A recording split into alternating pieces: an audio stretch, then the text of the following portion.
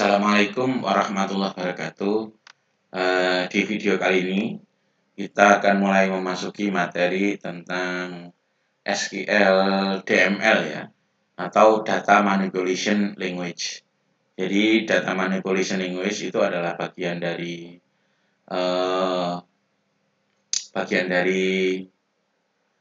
SQL yang berfungsi untuk memanipulasi data. Memanipulasi di sini bukan berarti menipu atau apa, tetapi untuk melakukan pengolahan data sehingga menghasilkan informasi. Ya, jadi misalnya Anda di akhir semester, ya di akhir semester itu Anda sudah mengambil mata kuliah, sudah ujian, sudah menjalani semua prosesnya. Dosen itu biasanya akan mengentrikan nilai Anda. Jadi misalnya Anda ikut SQL dapat B, terus bahasa pemrograman dapat A, seperti itu ya.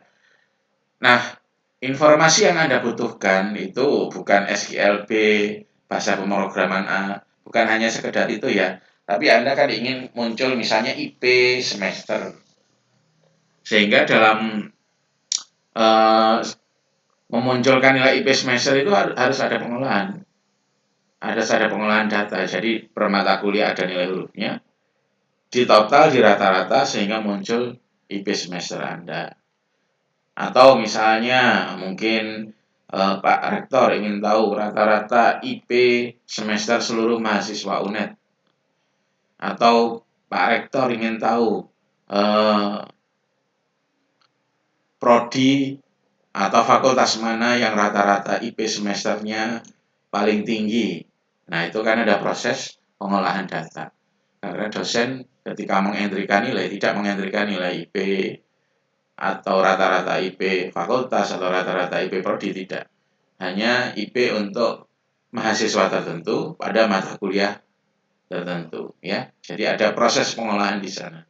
Nah, proses pengolahan ini untuk melakukannya Anda harus paham DDL atau DML atau Data Manipulation Language, ya. DML ini relatif lebih mudah dari desain database. Jadi yang penting Anda mau mencoba, mau berlatih, mau mengulang-ulang, insya Allah tidak akan kesulitan. Nah, di sini untuk contoh DML, saya menggunakan database namanya database Northwind ya.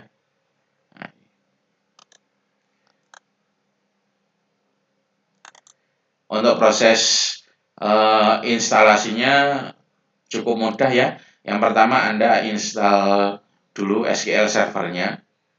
Ya, SQL server. Untuk SQL server terserah Anda pilih yang mana ya. Jadi gunakan saja SQL server yang Express. Karena Express itu free ya untuk keperluan belajar mengajar. Nah, untuk database Northwind sendiri kadang-kadang tidak bekerja pada versi SQL Express tertentu. Saya sendiri menggunakan SQL Server Express yang lama, tahun 2008. Ya, tetapi tidak masalah ya, nggak masalah. Anda boleh menggunakan versi yang apa saja. Ya, jadi yang pertama Anda buka dulu Northwind, DDL-nya Northwind. Nah, di sini saya menggunakan DDL-nya Northwind ya di sini. Kemudian di double klik. Sebelumnya Anda harus sudah membuka SQL Server Express, keluar sudah ya. Kemudian kita Ctrl A, kemudian di run ya, di execute. Kita tunggu sebentar. Nah, sudah selesai. Ya. Nah, sekarang kita sudah punya database Northwind. Di sini DDL-nya berfungsi untuk bikin database, kemudian tabel-tabel sekaligus ngisi data ya di sini. Sekaligus mengisikan data ke tabel-tabelnya. Jadi nanti di Northwind kita sudah punya database lengkap ya. Sudah ada database-nya, sudah ada tabel-tabelnya. Kemudian sudah diisikan juga ya. Coba kita cek apakah kita sudah punya. Di refresh. Nah, ini sudah ada ya, Northwind. Nah, coba kita lihat. Nah, ini daftar tabelnya, ya. Terus kita di sini sudah masuk ke database-nya Nordwind ya.